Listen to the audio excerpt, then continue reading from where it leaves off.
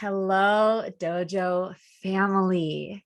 I am here with one of the incredible Dojo Council members who I have journeyed with.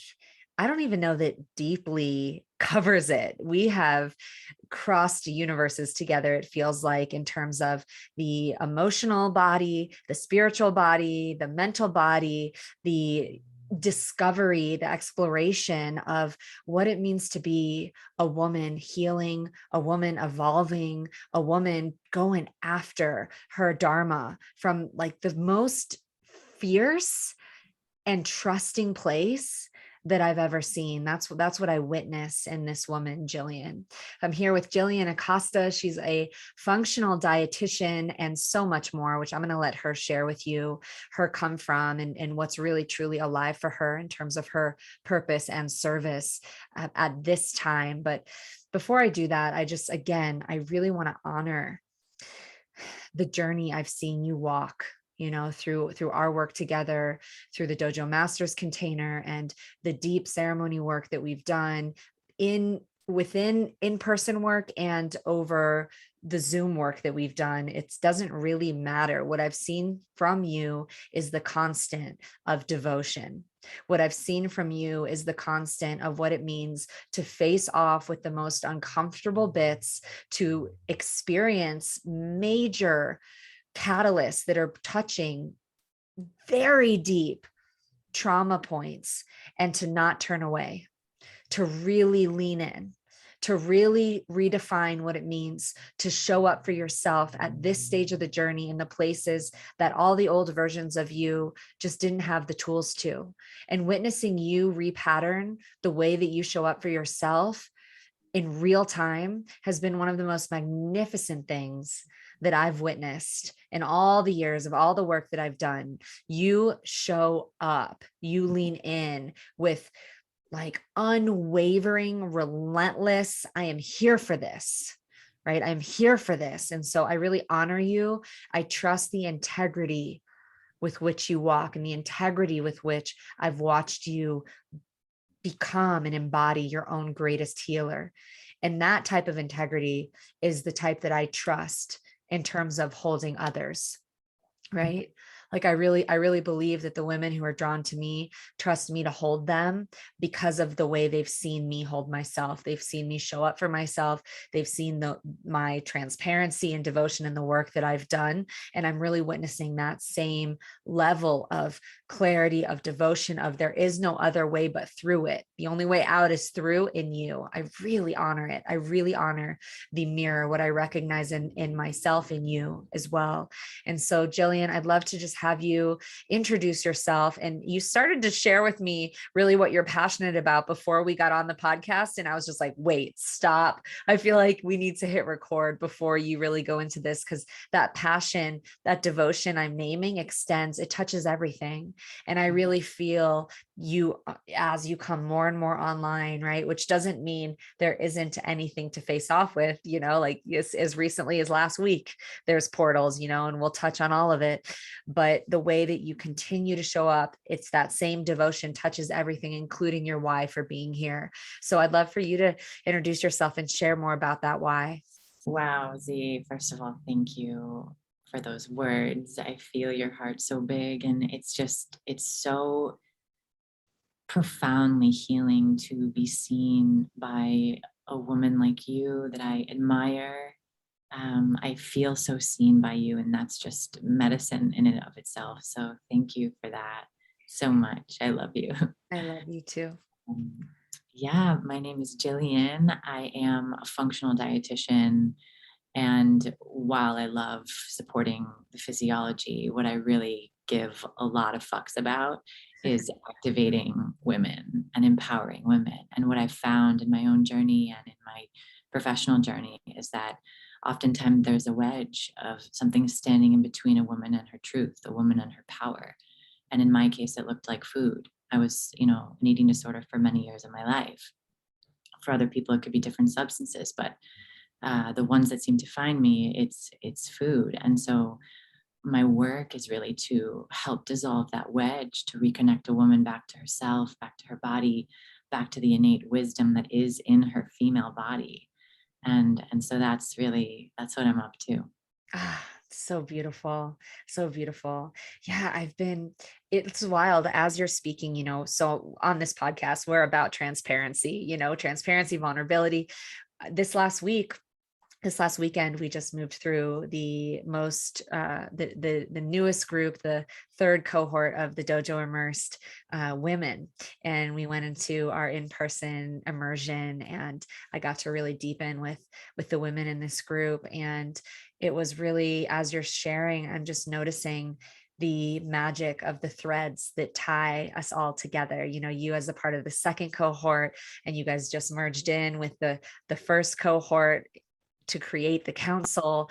And just as you're sharing, I'm like, my mind is lighting up around like, oh wow, like how connecting you to the women that are moving through the container right now, that want to expand in relationship with food. And it's this microcosm of how life, I really pray we expand more in life in general, in terms of our sisterhood and where we heal the sister wounds.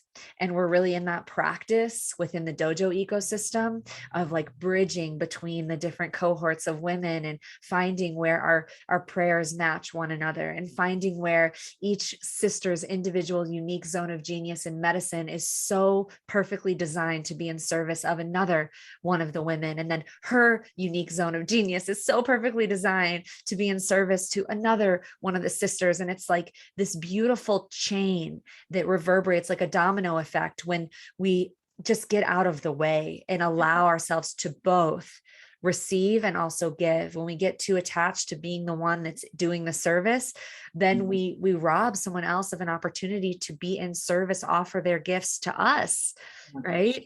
And then we can also, on the other side of the coin, get super attached to being the one receiving and being the one in the process and being right. And so there's this really beautiful coding that I'm really feeling in you. And it's like lighting up in my system of where your unique zone of genius gets to like trickle and permeate into the sisterhood. And I really pray that for those who are listening, that we open to receiving and giving, and really trust that if you find yourself receiving a lot from other women or men, and you're like, gosh, well, like I'm not in my dharma, or like, why am I like, where's my offering, that we actually open to the possibility that you have a unique code and a unique medicine that is a function of the journey that only you have walked, only you. If it's in the form of a story, if it's in the form of an experience that you had, it's in the form of your silence, it's in the form of your touch and your stillness, that is your medicine to share.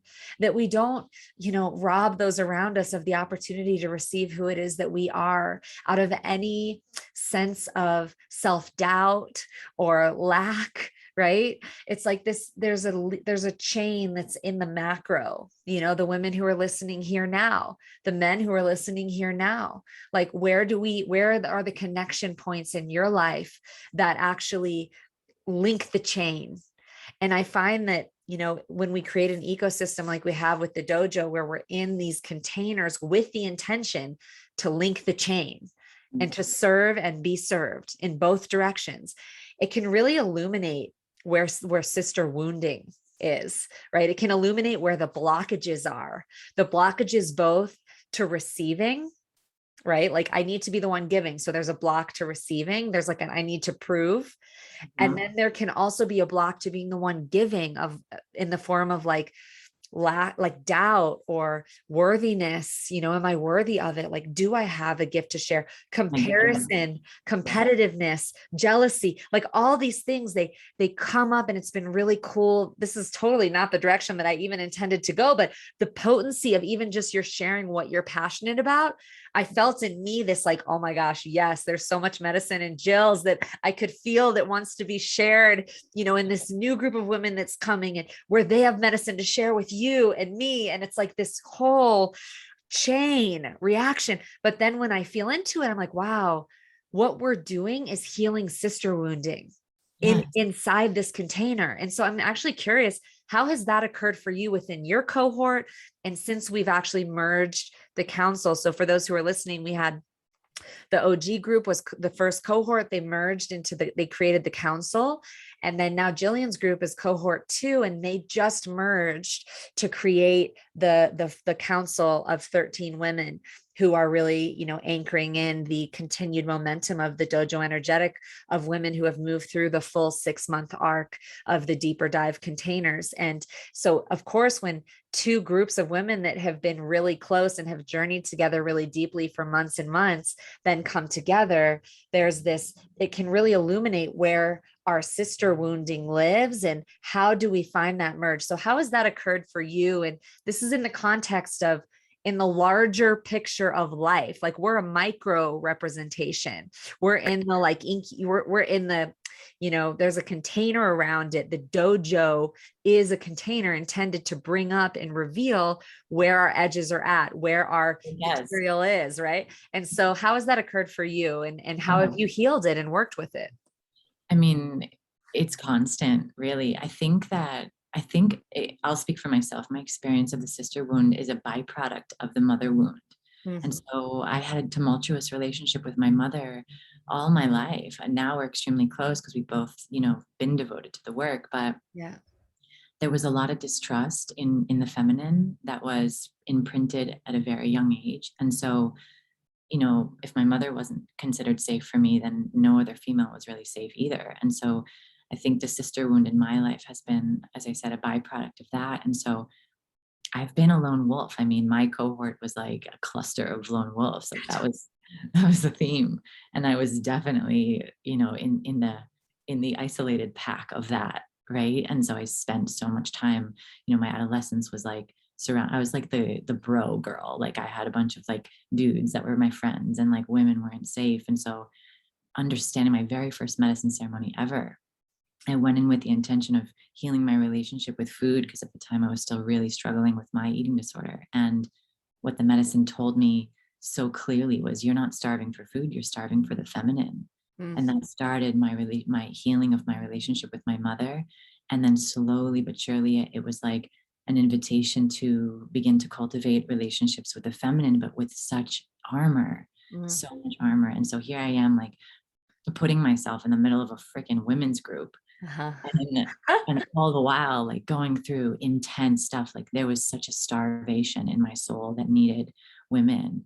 And it was so uncomfortable. I mean, we started that container. I was like counting down the seconds until May 4th, I think was the kickoff. Like I was dying for that. And I was, how it looks for me, even still with the merging, is like being in the middle of so much density, so much ancestral, karmic stuff, and also like needing support. Like my shadow looks like, I don't want to be the heavy one. I don't want to be the one that comes out of the gate like I need fucking help. Like somebody, I want to be the cool one that like is fun to be around and people want to get to know and want to vibe with. And so anyone else relate to that in there? Anyone else listening? Knock, knock. Who else? Right. Raise your hand if you also have that one, right? It's like, it really, notice that in yourself. If you're listening, these episodes are intended to activate healing. They are intended to serve as a catalyst to reverberate through your system and illuminate where you relate to the messages that are coming through the guests on this show. So like, where in your life do you like to play cool girl or cool guy, and like I have it all together, and feel like you need to do that because of an illusion or a past reference point where it was the truth that it wasn't safe for you to be in your vulnerability, or the space wasn't actually available for you to be in the full spectrum of your actual experience. And from my perspective, when we notice that, it's like, it is a subtle self-abandonment to to not actually own where you're at. And the truth is, I know, at least for myself, the relationships that I actually want to have in my life are the relationships that include me, that actually include me. But if I'm not including me, which means pretending that I'm somewhere that I'm not, so I'm just not going to include the part of me that's not 100% badass in my power and totally fun to be around. Anything that isn't that, I don't include, so that the people in my life will like me and want to hang out with me, that really that gets to expire ultimately, because you're not included one way or the other. In that frame, you're not including yourself. So I would rather include all of myself and own where I'm at with the people that are around me, especially inside of a women's container, where the whole intention is to practice this muscle of like, wow, I really, when I include all of myself, I learn how to love the parts that I've deemed unlovable, that I would normally exclude. And it's been really beautiful to watch you do that more and more and come in. You broke the seal in that, in your master's container, by coming into the chat and saying like, hey, I am feeling, right? Like I'm feeling like I'm afraid to, get in here, or like I need, this is what I need, and you brought your energy in and just leaned into that edge, which from my perspective really broke the seal of vulnerability, intimacy, and transparency. And that's real, that's leadership. Thank you. Mhm. Thank you. And now it's like, okay, second opportunity, because a whole another group of women that I don't know. And so like we just merged and I can feel myself like, I'm like, Yeah. if my stuff was a little less sticky right now, like if it was like something I was moving through that was like somewhat like a struggle, but kind of benign, I would be like, here's what I'm dealing with. But because it's like so dense, Yeah. it's an edge. But Yeah. I will say, like, I know I'm going to push through it. Absolutely. Because I know that's what I'm here for. Yeah. But I will say that some beautiful gifts came out of that, and especially like the deepening in the access and the capacity that I have now to show up so fully for myself, I Yeah. think was a muscle that I needed strengthening. Yeah.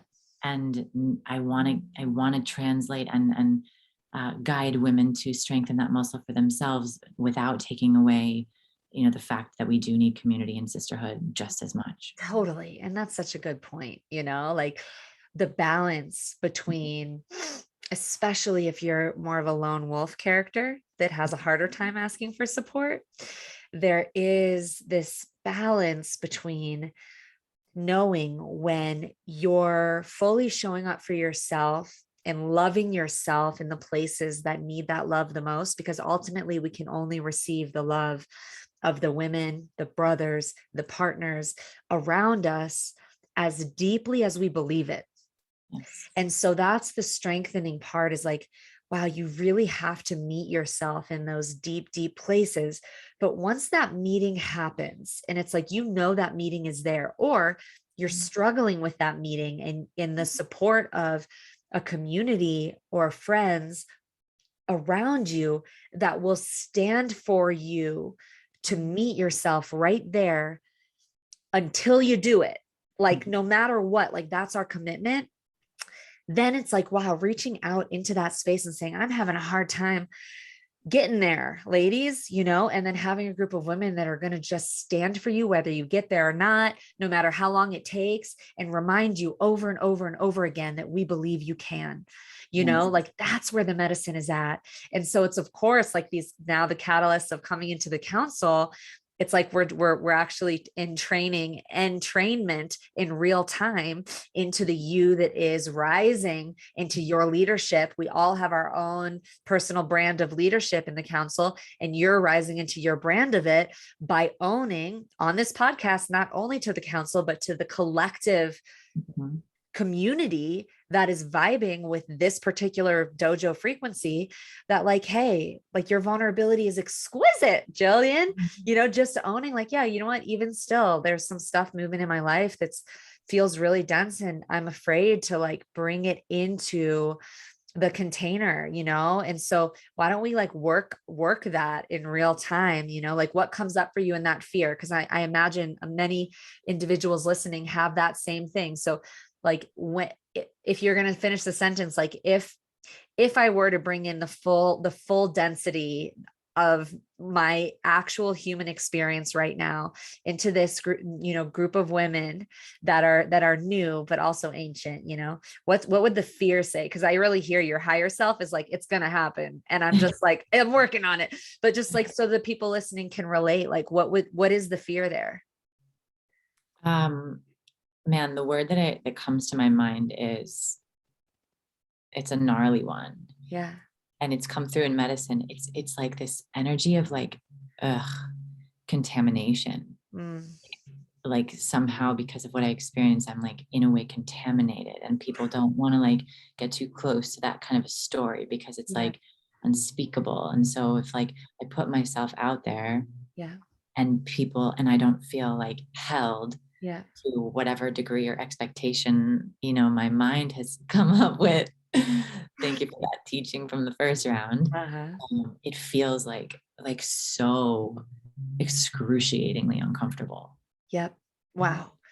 Okay. So just taking a moment. And there's like the higher self that fucking knows these women are of the caliber that will show up. Totally. But it's still valid. So yes, and right. Like, so life is full of paradox. Yes. And Yeah. wow. Thank you for sharing that. I mean, this is your leadership. So thank you. And I'm just taking a moment for myself and for anyone listening to just create a little bit of space about feeling for yourself, like where in your own life and your own experience do we like try to clean up Oh, our, what we're mess. deeming to be contaminated, so that, because of our own belief that we took on at an earlier stage based on any sort of traumatic, painful experience of rejection, abuse, violation. I mean, I'm broadening the stroke so people listening can relate in your own way. If you've experienced rejection, abuse, violation, sexual trauma, what are the belief systems that you've taken on subtly, subconsciously, or even semi-consciously that are still operating in your system, that there's a part of you that's dirty or contaminated or too much, or won't be able to be safe and held, right, within community or within your closest friend group. So you kind of clamp it down out of self-judgment or shame or a misbelief that you won't be met, because perhaps in your past, I just want to like honor all the past yous from family systems earlier on, where there were past yous perhaps that actually didn't have a safe space to share and to be held in the fullness of what you were experiencing. And so we want to honor those ones. We want to bring those ones forward and say like, hey, like, your feelings are valid. Like, your feelings are valid. And like, this Valid. is scary. And it really is scary. And it really is a risk. It feels like a real risk. And so we're just calling like Russian dolls, like the Russian dolls of all the internal use from all the years in your infancy, 1, 2, 3, 4, 5, teenage years, 20s, where perhaps there wasn't actually a safe environment. And so we call all those ones forward into the truth of the leading edge of who you are now, Jills, and who anyone listening is now. And I'm going to include myself in this, who I am now, that actually has the capacity to hear what I'm saying. Like, if it's landing what I'm saying, the you that it's landing in actually has the space and the awareness to hold every past aspect of you in the deepest place in the bottom of your heart and say, hey, love, like, I'm here. I know this is scary. That's valid. And I'm going to repattern and forgive myself for ever buying into the misbelief that I'm too much. I'm going to forgive myself for ever buying into the misbelief that I'm contaminated and that what I bring will be rejected, or it will actually create a repellent rather than an embrace. And I'm so sorry that I have treated myself, because we take it all the way home into the full empowerment. I am so sorry that I've been repelled by any of the yous. I'm so sorry that I felt repelled by what you've been through. And as soon as that clicks, and that forgiveness, this compassionate self-forgiveness for any time that I've deemed myself as contaminated, and that actually the first step is the internal alchemy. That's where this balance between the lone wolf, this is not lone wolfing. This is self-empowerment, because the aim is to connect. Yes. The aim is to connect from a knowing right here of the truth is what I've been through deserves love. Every me that's been through what I've been through deserves acceptance, embrace. When I really tune into the innocence of her heart, his heart, all I feel is innocence, a human doing their best. And when you really receive that, all these parts of you in the bottom of your heart really get that the you at the leading edge loves them, accepts them, sees them, knows them, then if you bring your heart forward in a circle of those closest to you, of course, use discernment and attunement to who is like, a worthy recipient of the depth of your heart. But when you do it, then there's like an empowerment from the inside that's like, well, if they were in my biggest fear, if my biggest fear were to happen, which we can't control life, it's possible that until this really clicks, we might attract catalysts here and there that ruffle our feathers, right? Because we will attract from the outside situations and characters that bring up our wounding so that we can feel it in order to heal it. When we hold that perspective, life is magic, even when it's really hard. So we know that in the worst case scenario, now that I've really forgiven myself for ever believing I'm contaminated, and I really get it in my bones over and over again that what I went through, the version of myself that went through that deserves love. When I bring my heart and the truth of what's going on in my field into a shared space with the intention of being held and being in connection, like including all of myself, this is who I am and this is what's here. If the worst case scenario happens that we're not met, it's almost becomes unbelievable to retell that story. It's like, wow, I won't let it, I become my own protector, where it's like, I won't let that energy of where I might distort the lack of response, that we don't know what's going on in someone else's life. Like maybe they have something else and they miss the message or whatever, but we get to notice where we might misinterpret that. And then it goes through the protect her of our leading edge moment. That's like, you know what? I know that my experience is worthy and valid. And then we kind of it's really vulnerable to just pulse on the altar of like, and here I am. And then we get to trust life to meet us in a new way. And then we're including ourselves and letting ourselves be included by the greater collective and the greater circle. And this is the human journey. We're Honestly, not all together until we're all together. Yeah. That's been the prerequisite for me connecting with women, was me first meeting myself in that space and being like, I'd been doing that work before I came into your sphere, but that really anchored it in because you gave me the language of like, in the no matter whatness, can I have my own heart? Can I be there, hold myself? And that gave me an incredible amount of strength, but it was also the only reason why I actually had the courage to come forward and be like, hey, this is where I am. Yeah. Well said. I need some love. Yeah, yo, ladies. And Yeah. it was so powerful when you did that. And, I want to just name the difference between I can hold myself in the no matter whatness of life, not because I have to, because nobody else will. And that's the lone wolf wounding talking, right? Like when you're like, I'll do it myself, not you, Jills, but just any lone wolfer listening. Yeah. My sense is that it can be like, I'm going to recluse and I'm going to do it myself and I'll take care of myself and I have to do it myself. And I'm going to lay on the grass face down by myself because nobody else see, do you guys feel the belief is operating? Because nobody else will do it. Nobody else can meet me. Nobody else will hold me. My stuff will just push everyone else away. So I'll do it myself. That's a different energetic. We want to just love the one whoever started believing that. So the subtlety that Jillian's pointing at here, and you can I felt it in the softness of your voice. And I just want to honor the major shift that occurred in you. Because in the beginning of our container, I felt this energetic that I'm describing, right? And then now I'm feeling such an openness in your strength.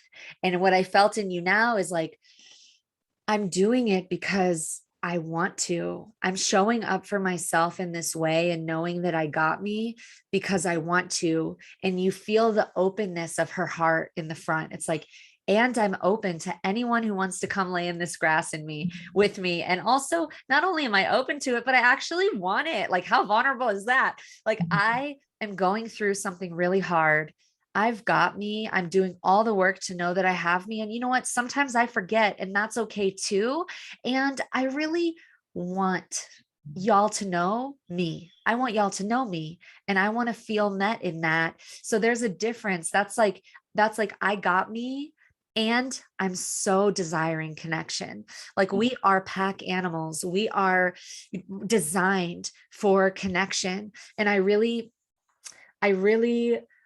hold the vision that the wolfer archetypes do this healing work in the way that we're describing that you have, and know that you've got yourself from a place of openness. And then we've got the other side of the coin I want to name, that those who are more wired from conditioning to be more codependent and operate more on the needy, like I'm not okay, I'm not okay, I'm not okay, and reaching out spectrum. It also goes in the other direction, that it's like, oh, the work still is to pull the energy in and say, like, all right, I got myself right here. I know that I got me, and I'm open. Like the balance point, whether you're wired more for codependency or hyper independence, the balance point is the same. I got me, and I'm open. I'm Yeah. open, and I got me. Right. So Yeah. that's powerful work.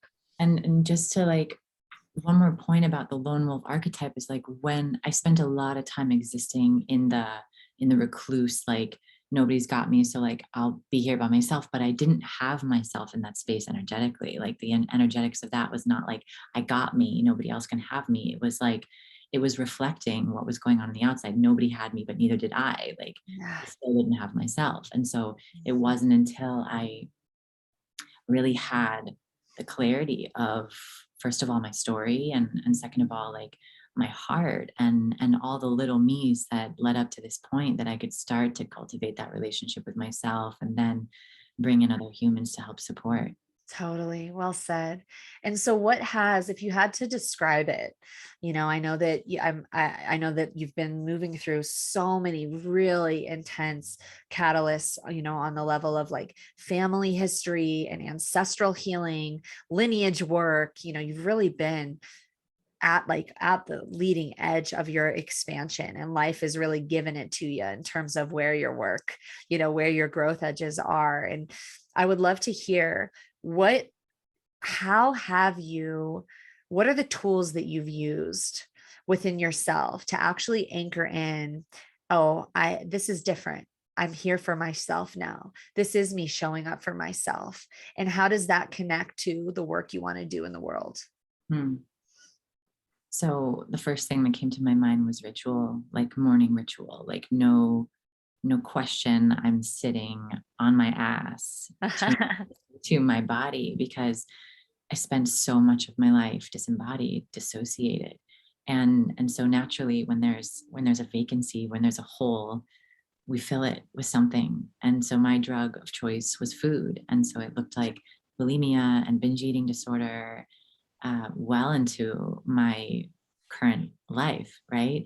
And and so constantly, and with devotion, as you said, working to get back in my body so that I can actually feel what's there and what's true, is has been the biggest practice. Of course, medicine has been a big catalyst in that, but obviously it's not something that I use daily. And so it's like the integration of those peak experiences and the daily effort of like, what is alive in my body right now, and then right now, and then right now, so that I can access my truth and my power and the deep, subtle, beautiful whispers and signs of the universe, and my guides. And I don't have access to no one has access to any of that when they're disembodied. And so much of my work revolves around that, is like helping women get back in their bodies so they can actually feel what's there, heal what's there by feeling what's there, and then release what's been creating that wedge. If we're willing to feel the feelings, we no longer need food to numb them. Yeah, well said. So, it's really about dissolving the wedge that existed between myself and my heart and my truth. Something that I still work diligently on, really getting into my body, um, and all of that consists of. And then helping women do the same. Yeah. Well said. And I remember, at our in-person immersion, you facilitated a really beautiful workshop on food. Like we really slowed down enough to like taste the chocolate and the raspberry. And you Mhm. facilitated this really beautiful sensual experience. And I'm curious if you could describe how those listening might be able to implement new practices in connection with food to Mhm. sort of rewrite their relationship with anything that might be coming from the outside, including food, to fill the gaps, to fill the void spaces, to fill the emptiness, and sort of rewrite and repattern relationship with food as sustenance, with food as nutrient, with food as life force energy. And I know it's really easy to go unconscious on it, you know what I mean? And so yeah, just from your mastery and wisdom, how would you speak into that in like a practical, tangible sense that we could work with, rewrite our relationship with food specifically? Yeah. So I believe that any substance, food being one of them, serves the purpose of helping us to put a gap between whatever is uncomfortable in the moment, right? It, like many people have different triggers. For me, one of them is overwhelm. So like when I'm experiencing feelings of overwhelm, I have had a pattern from a very, very young age of dissociation, Mhm. of numbing, of pushing down whatever is uncomfortable in my body in that moment. And so um, life orchestrated itself so that my neighbor across the street's father was the guy that restocked vending machines. So there was an abundance of candy from like the age of like 3 years old in my life. And so that became my substance. Mhm. And so, there's been many triggers and many emotions that can kind of satiate in the moment. But the real magic is like, can you pause? Can you actually, like, if you're willing to feel discomfort, if you're willing to, and sometimes it's like like, okay, like here we go, it's like you're inviting in whatever that feeling is, and you're opening the door or pulling up a chair for it and feeling that feeling, then it has a message for you, or it has an insight, or it has a release. There's movement, it's shape shifting, it doesn't need to be pushed down and squandered anymore. And so, you know that's the first that's for me is the prerequisite into morphing or transforming or alchemizing your relationship with food, is like, it's really changing your relationship with feeling. Yeah. And if you're willing to feel, then all of a sudden food loses its the compulsive energy around it. Mhm. Because if you've already felt the feeling and you can hold yourself in the feeling of that discomfort, then you don't need the thing to numb. Mhm. And so that's been my journey. And so anyone who resonates with that, it's like I invite you to pause. It's not about the end result. It's not about whether you eat the thing or not. What has to happen first is a pattern interrupt. So if you're willing to just put the pause and welcome in that discomfort, Yeah. right? And feel what it feels like to actually be able to hold yourself through that. Because oftentimes, or maybe always, the fear of feeling discomfort is actually worse than feeling the discomfort Yeah. itself. Yeah. And so it's like with food, we're not even willing to, like, I'm not even going there. Like, I'm not even willing to like fuck with that. Like, I'm just gonna push it down. Right. And we have that kind of neural pathway so deeply grooved. And Mhm. if you're willing to put the pause and say, okay, like this is scary as shit because I don't know what's gonna happen, but I'm willing to feel a moment of discomfort. And then the more that you can like deepen into that practice, the less charge food will begin to have. And then as you're showing up for yourself in this way, which is massive, you start to show up for yourself in other ways that revolve around food. So it starts to change your patterns or your choices around which foods you're using to nourish yourself. Because whenever we're in that binge state, we're not grabbing broccoli. Like, we're grabbing the things that light up our brain, the salty and the sweet and the fatty things. And that's, in a large part biology, but it's also like that's what gives us the fix. That's what like gives us that hit. And so that's all patterns around numbing and self abuse, essentially. Yeah. And we're actually having ourselves in those moments of discomfort. We don't want to self abuse. Like, it's just such a different pathway, you Mhm. know? Yeah. Mm. And so then, so beautifully put. So as the pause and the slowdown happens, and then the willingness to feel the discomfort, right? So that pattern interrupt can look like really anything, but just actually staying present with yourself. And even if you have to stop and do some like jumping jacks or go, or, like just literally do something different that kind of Yeah. like fires off a new neural pathway in the brain. And instead of just reaching for the food, if it's an unconscious reach and it, right? Like for myself, I notice a lot, if I'll see a pattern of overeating late at night, where I've like already eaten a big dinner. I know my body doesn't actually need food.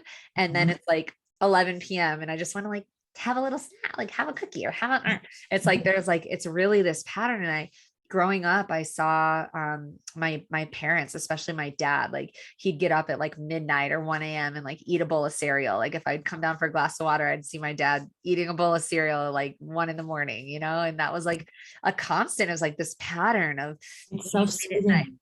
It's self-soothing. Soothing. And Right. if you can recognize that that's the purpose it's serving, Yeah. it's like, oh, I need to be soothed right now. Like I need Yes. comfort right now. Like, Yes. oh, okay, I Right. can do that.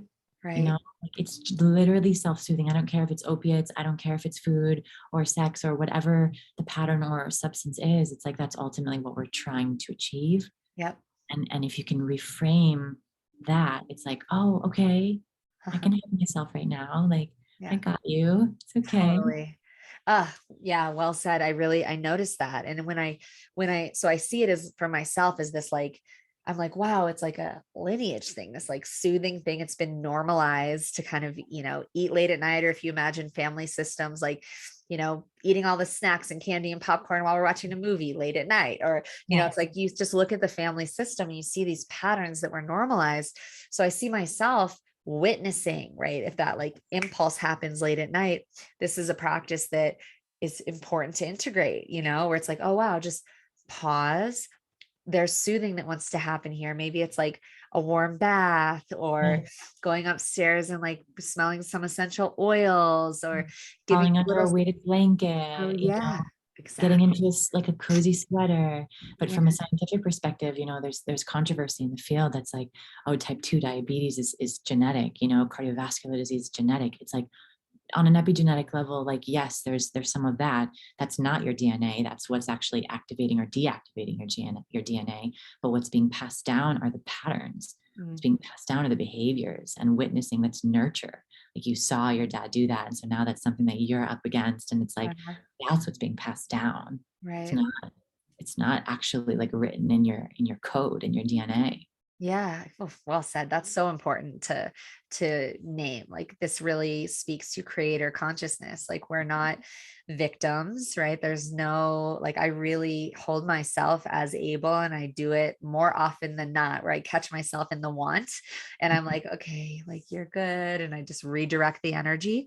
And sometimes I don't, but then I watch myself doing it, and then I don't beat myself up for it. And I'm like, Mhm. okay, I see this is a choice. And I know that the environment that's the most conducive to change is compassion. The Yeah. energetic environment most conducive to change is compassion. So if you're witnessing yourself in patterns of overeating or over drinking or over TV watching or over anything, the environment, you don't want to shame or judge or put pressure on yourself or blame anyone. Like our parents had their own set of conditioning and they had their own environments, that they were dealing with. And now we're all doing our own version of unraveling where these unhealthy patterns got anchored in. And as soon as we take it on, believe it, and choose it, then it becomes ours to unravel, not Yeah. ours to keep. So there's major empowerment in that. And working with someone like Jillian, who has done this for herself, Yeah. right? Like for me, I much prefer to work with facilitators, teachers, and guides who are teaching from experiential wisdom rather than learned out of a book wisdom. Now, learned out of a book wisdom is totally complementary to experiential wisdom, and that I love. But Yes. but learned out of a book wisdom without the experiential Mhm. really loses gas for me. And what I Yeah. feel in you is through your own share and the integrity of the eating disorder, the journey of eating disorders you've been through, is your consistent, integrous devotion to doing this for yourself. So when you speak it, I really can feel, I'm like, oh yeah, she's doing this herself. Mhm. Right. So thank you Yeah. for that. Thank you. And I would just say to your beautiful point about self-compassion, like when I work with clients and something comes up, like obviously I'd never expect perfection because no, but like if something comes up, like yes, the self-compassion, but you can also use those as like breadcrumbs. It's like you can step back and say, okay, like this is where I went, but like what was I up against? Like, what was I in the middle of? What was I really needing? And that becomes like the insights for you to like have your back even more thoroughly the next time. Like it's like it's golden, you know? Yeah. So feel that. Thank you. Mhm. So you mentioned before we started the episode that you're like, yo, Z, even just like last week, I was in a portal and a half, I'm like, girl, goes, you've been portal hopping, which when we say that, when I use the word portal, I just mean, when life brings these big triggers in the form of a relationship, some relationship stressor or job stressors, money stressors.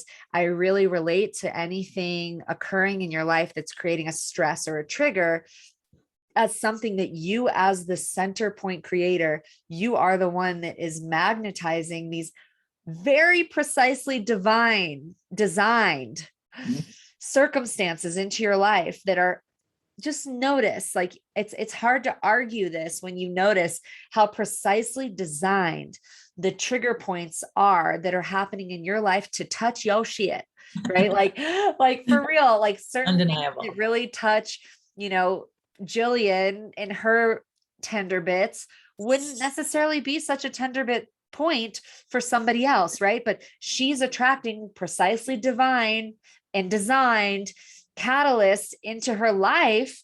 It's so funny. I've never said precisely divine, but that just keeps happening. I'm like, yes, they're divinely organized catalysts that are designed to stir up your material so that you can see where the potent healing energy wants to be pointed. And you are your own greatest healer. You're the only one in there. You are the one in there, in this body, the vessel, the body that has been on a somatic level. The trauma is held on the somatic level, right? The body keeps the score, like the book title, right? The body holds where our wounding memories are. It's on a somatic level. And so we experience these trauma points, these trigger points, and the body gets really activated. Your emotional body gets activated. And I just want to name again and again, the best healers on the planet are going to remind you that you are it. You are the one. The energy of source, of spirit, of God, goddess, of the ultimate healing force of life lives inside of you. You are the director. You are the orchestrator. You're the one in that body that's getting activated. So where are you pointing the force of life energy, the life force energy that is yours to direct? So when we bring, these are powerful meditation practices where you actually point your awareness, your presence, your attention, which is source energy, right where the pain is. It's like putting Neosporin on from the inside out. It's like healing balm from the inside out. Wow, my heart is really activated. I'm scared. My heart's beating so fast. This trigger came in. My boyfriend is breaking up with me, or my dad said something that just like cut straight to the bone. Wow, where are you actually, if we get beyond the story, what's activated on a somatic level, and where's the sensation occurring? And then how can you actually point the laser beam of your attention, your awareness with love? You can infuse love into your attention. You can infuse love into your awareness and wrap your awareness around the place that's really activated, and just send love to yourself from the inside out. You're okay. You're safe. I love you. This is safe here. I know who you are. I'm with you.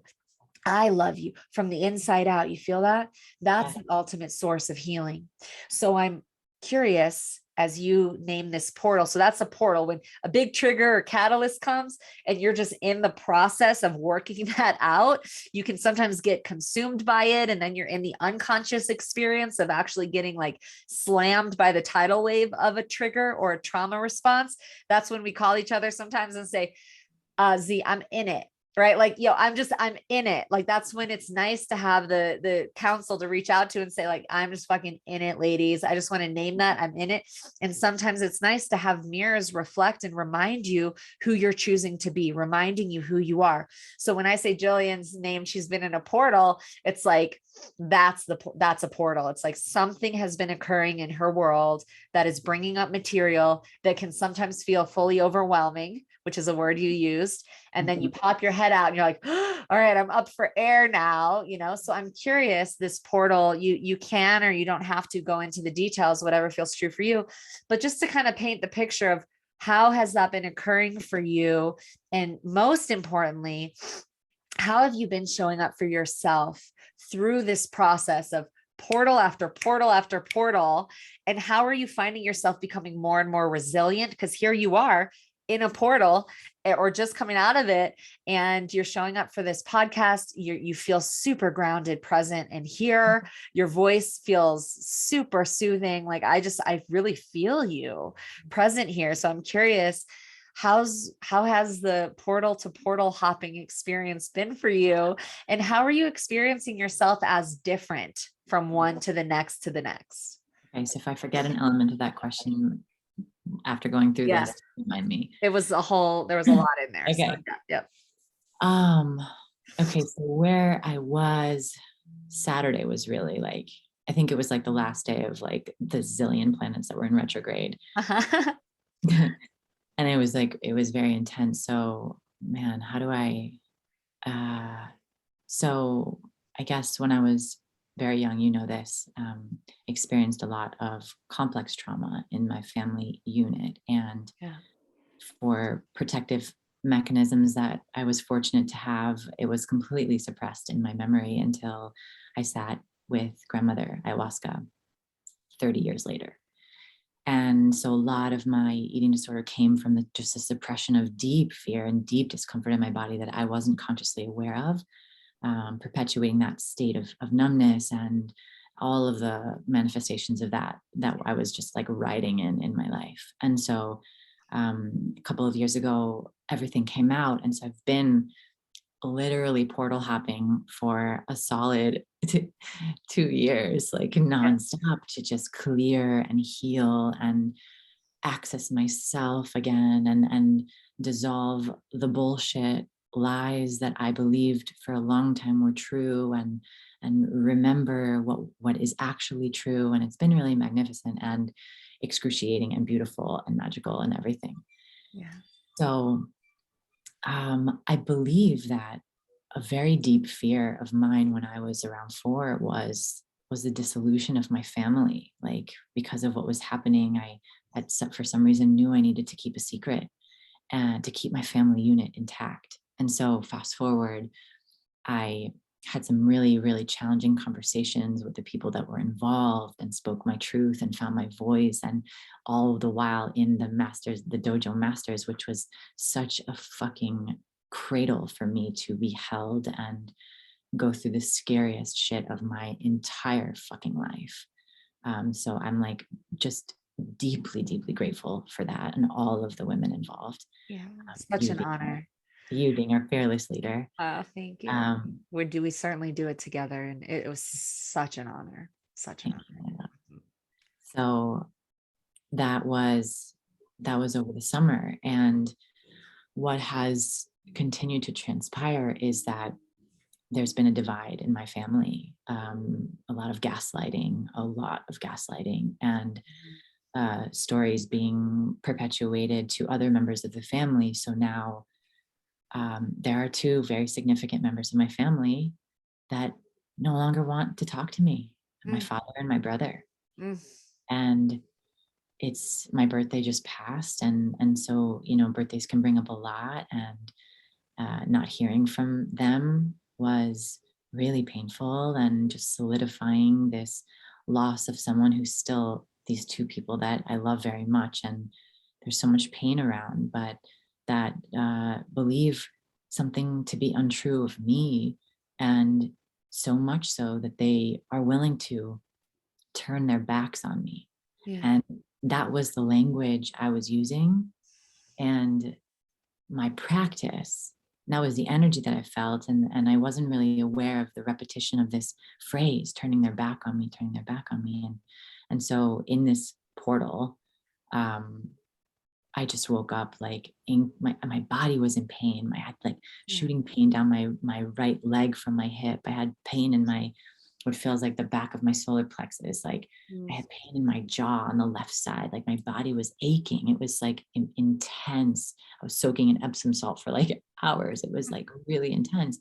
And I just was like, I was kind of subconsciously trying to shake it, consciously knowing that I wasn't supposed to shake it, or vice versa. Like I knew I needed to sit with it. And so I was sitting. I mean, my apartment was dark, the blinds were closed. Like this is one thing I've learned. And I know better than to sit in this space for a long time. But before I can give myself, I love you, it's okay, I have to really go to the depths. And something about me isn't scared of that, but I don't let it drag. I don't wallow there. I don't get stuck there. And if I do, I'm like my hand is out reaching for like life support. But I go there and I feel it. So I was in the depths of like just the agony of, on top of everything I experienced when I was little, now being, made to feel, or not, I don't feel it because I know my truth and no one can fuck with that. But like being like people projecting untruths onto me so Yeah. much so that the consequences are so real, Yeah. where people are believing things and no longer wanting to talk to me, especially people that are so immediate for me. It was like Yeah. so intense, and I was grieving and grieving and grieving. And I think I move fast, and I think it's not a good thing, but like I thought that I was like okay with it. I was getting to an okay space, and then I just got the rug pulled out from underneath me on Saturday. It was just like all the energy and the physical pain in my body, and the pain in my heart. And it was just like Mm. I sat there, and I sat there for the whole day. And my mom ended up coming over and knocking on my door. Like, I mean, she's like, "You looked rough, my love." Like, and I let her hold me, is what Mm. happened. When before she wasn't safe, she really showed up, and I let myself cry like so hard, so deeply with her, witnessing me in that suffering, Yeah. which felt like such a fucking dose of medicine. Ah, Um, that just feeling like somebody had my back in that moment was profound. And she spent the day with me. We went to the park, we watched a movie at night. Like yeah. it felt really, really beautiful. And the next day, again, sitting in front of my altar with my ritual, I felt the call of my little girl. And it was really beautiful, because what ended up happening, and I believe I was taught this from you, was like I went in, I connected with her, and then it was like me supporting her in the moment, and sharing with her all the things that needed to be shared in that moment. And then what came through um, was my higher self to me now. And the download was, people didn't have my back. Like my family didn't have my back when I was going through what I went through as a child. Like they didn't have my back. But what I internalized was that no one had my back. And what ended up transpiring from that was that I didn't have my back. Chills. I never had my back. And every time I dissociated and self abandoned with food, with getting attention from men, with whatever the fuck, it was me not having my back and not being willing to actually sit there and hold my little self and be like, Mija, like, I got you. Like, what's up? How are you feeling? Because no one ever fucking did that for me. Oh, mama, I feel you. Yeah. So I was like, wow, Yeah. wow, like, okay, this is, and what I'm able to recognize, and I understood it intellectually while it was transpiring, because whatever, I'm an owl. I saw it, I could see that it's their pain that they're unwilling to touch. And so this is how it's looking, because if they're willing to open up to the possibility of my experience being real, then what does that mean for them and their worlds and their lives and what they think of themselves or each other or whatever. And that's too much. They're where they are consciously, and I can love them from afar and hold them in that, and pray that one day they can have the courage to look. But my human was hurting so bad from the loss and the rejection and the gaslighting. And it was like, oh, but I can have my own back through this. I don't need to self-abuse myself. I don't need to abuse myself right now in the wake of this. Actually, I can like be there for the little girl whose fears, her deepest fears, are being actualized. Wow. Hmm. Wow. There is so much medicine in everything that you just shared. And I really know that transmission is going to reach exactly the ears that need to hear it at Hmm. exactly the time they need to hear it. And if you're one of those people, I invite you to reach out to Jillian and let her know the way that her own journey and the way that she's moving through it and showing up for herself and, harvesting such incredible wisdom has touched you. This is, again, what a beautiful full circle way to start to land this episode. Is this takes us right back to the links in the chain.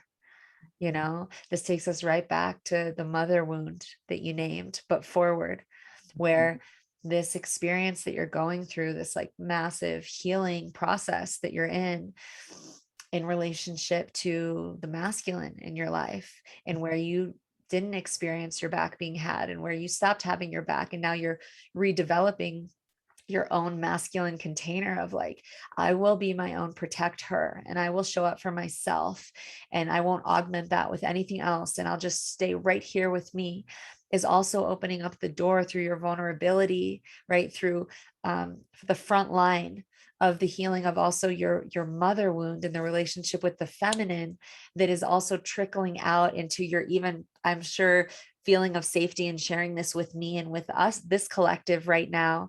And then you better bring a voice note onto the chat, girl, after this and share. Right. Like now it's like this, really what I'm really feeling in your share is just how beautiful and full circle this whole process is, and the way that your relationship with your mother is opening up through this. And she see the links in the chain through your willingness to be in the vulnerability and the receiving. I don't even know if you would experience it as willingness, because life is just putting you on your knees. You know what I mean? So you're just like, Well, it was willingness, because she uh-huh. came over and I was like, don't talk to me. Like I just had a face like I'm not. And she was like, I bless her, but like she didn't know how to be. So she was like changing my sheets and like trying to help me out. And like she was like, there was a hard boundary of like, I don't even want to fucking talk. And then there was like there was a crack. There was like there was just a crack. Like I Oh, needed to be held. And it was like, okay, like this is scary. She was unsafe for so much of my childhood yeah. because she had so much of her own pain that was unprocessed and unhealed. And so there's still remnants of that feeling to her, especially when I'm at my most vulnerable. Right. It was like a decision of like, and even she wanted to like give me a back rub. And initially I was like, no. And then like, okay, like I Oh, let her. And it was so much medicine. oh, so healing. Thank you for naming that. It's like we have free will. We're Mhm. active, so it's like life put you on your knees to be in the like vulnerable edge that you were at. And then there was a choice point still. There still was a choice point of like, okay, do I have the perspective enough to see that there's an opportunity here for me to be held and repattern this relationship with my mom, to like give her a chance? And I really do believe that the healing that we do at the leading edge of it reverberates back in the same way that it reverberates forward into our children and our future generations. And I'm so grateful for you, Jillian, and the transmission across the board that you have shared on the podcast today. And I want to request that anyone listening sends up your prayers and your love in service of Jillian and the really deep lineage healing that's occurring in her world right now, and just through the gratitude that's present in your heart. If you received anything in this episode that touched you deeply, this is like, again, encouraging the links in the chain of human that we are, like we all, whether we know each other personally or not, there's a non-local field where we can connect through prayer, connect through shared experience, just the energy of shared experience. If you relate to any of the experiences we've shared, the sister wounding, the relationship with food, the relationships with our paternal line, with our maternal line, like there's so much, wow, there's so much juice in this episode. I just really, I'm left with like, wow, there's so much in there.